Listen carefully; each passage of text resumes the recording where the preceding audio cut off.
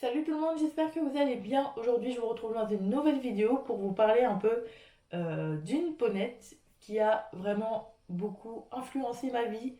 Voilà, ça va faire partie des épisodes des chevaux qui m'ont marqué.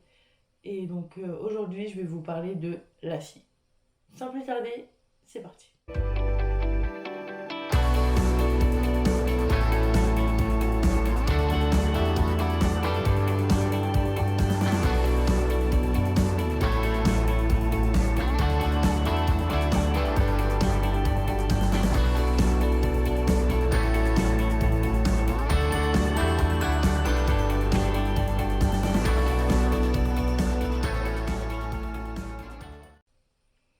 Alors, Lassie, c'est la ponette de ma vie. Bon, c'est un double poney, je tiens à vous préciser.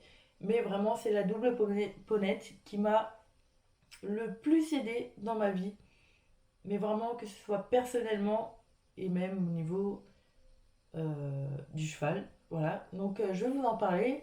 On va commencer par le début. Elle est arrivée en 2011, il me semble. Euh, ouais, en 2011 au club où je montais avant.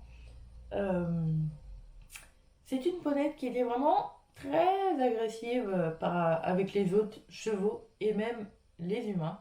Parce que de ce que j'ai compris, dans sa vie d'avant, elle a été un peu maltraitée. Donc du coup, elle a gardé des séquelles et encore aujourd'hui, elle fait pas confiance à tout le monde. Donc quand j'ai pu la monter la première fois, vraiment, je me suis dit comment je vais faire parce que dans le box, c'était pas possible. Donc du coup, je l'ai montée la première fois, j'ai trouvé incroyable et j'ai tout de suite voulu la remonter plus souvent. Donc c'est ce qui s'est passé. Donc du coup, comme elle n'était pas montée avant mon cours, j'essayais de venir vraiment en avance, mais vraiment beaucoup en avance pour prendre mon temps et pour lui faire accepter un peu l'être humain. Donc je passais au moins des fois 1 heure à faire son passage, à lui dire que, à lui faire comprendre que moi j'étais pas là pour la taper ou la maltraiter. Donc je prenais vraiment mon temps avec et petit à petit, séance après séance, on commençait à avoir une petite amitié qui s'est créée. Elle commençait à mettre les oreilles en avant quand j'arrivais, quand je l'appelais. J'ai essayé d'avoir des surnoms qui se différenciaient des autres pour essayer de faire un petit point de reconnaissance, on va dire ça comme ça. Et petit à petit, vraiment, bah voilà, je l'ai monté tous les jours en fait. Enfin, tous les mercredis après-midi, j'arrivais et je montais la scie. Donc vraiment, on a commencé à avoir un petit lien. Vient 2013, donc 2 ans après, j'étais en cours compétition et je l'ai monté tous les mercredis.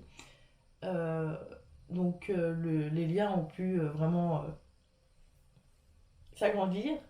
Euh, Qu'est-ce qui se passe en été? Il y a les petits stages pour passer les galops.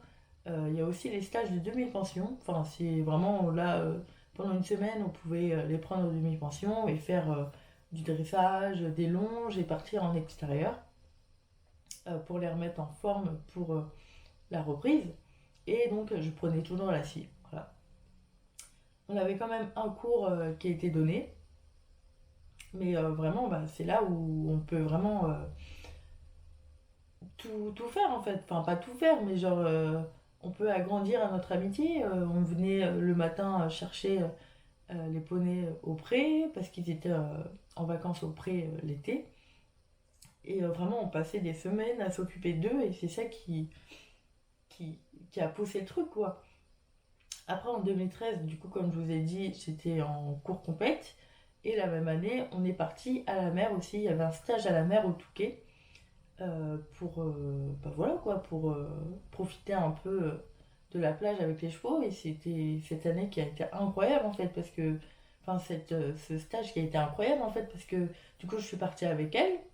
J'ai pu faire mes meilleurs galops avec elle sur la plage et j'ai pu galoper dans les vagues avec elle.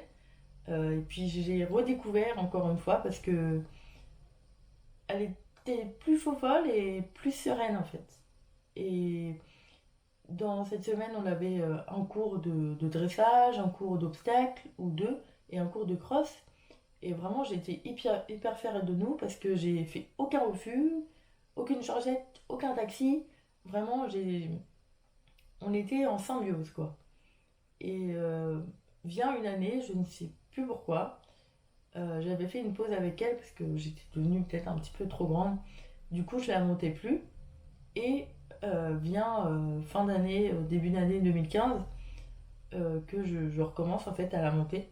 Tout simplement par un cours, je devais la monter. Au début, j'étais pas trop pour parce que je voulais pas.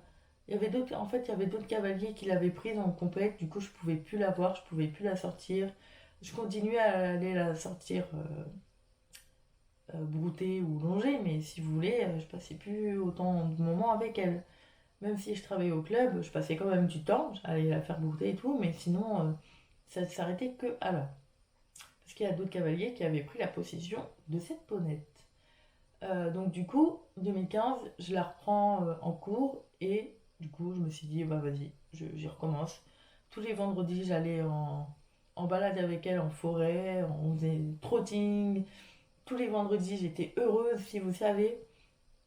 Et on est reparti encore une année, dernière année 2015, au Touquet, où j'ai vécu mes meilleures balades à la mer. Mais comment elle m'a jeté. Elle m'a jeté, mais je suis pas tombée. Mais elle était vraiment faux folle. Et avec elle, j'ai aussi pu dérouler ma reprise Galop 6 ou VETP à l'époque. Et du coup, bah voilà quoi. J'ai partagé de nombreux moments avec elle. Tout vous dire en vidéo, ce sera pas évident parce que voilà quoi, j'ai beaucoup de photos, vidéos avec elle. Les moments en liberté avec elle étaient incroyables parce que elle me suivait, on jouait toutes les deux ensemble et on avait nos codes en fait. Et encore aujourd'hui, quand je vais la voir, elle me reconnaît parce que voilà, j'ai un mot particulier, j'ai des gestes particuliers qui font que, bah, encore aujourd'hui, quand je l'appelle, quand je vais la voir, elle me reconnaît, elle est née, et c'est ça qui est incroyable en fait. Donc voilà, dans les clubs, faut pas forcément s'attacher aux chevaux, c'est ça le plus dur dans les clubs, mais si vous pouvez quand même passer une belle histoire dans un club, c'est pas évident, quoi, parce qu'il faut pas s'attacher. Mais voilà, si jamais prenez plein de photos, essayez de passer des moments simples avec vraiment à pied, c'est là que tout commence. C'est là qu'on apprend à connaître les chevaux et c'est là que on peut vraiment passer des moments incroyables. Voilà. Donc c'était l'histoire avec la fille. J'ai encore tellement de choses à vous dire à son sujet, mais ce serait trop long. Ouais. Donc voilà. La vidéo est maintenant terminée. J'espère qu'elle vous aura plu. Si vous aussi vous avez un lien unique avec un cheval, mettez-moi son nom en commentaire. Et voilà. Donc voilà. Je vous souhaite une très bonne journée, une très bonne soirée et à bientôt dans une nouvelle vidéo.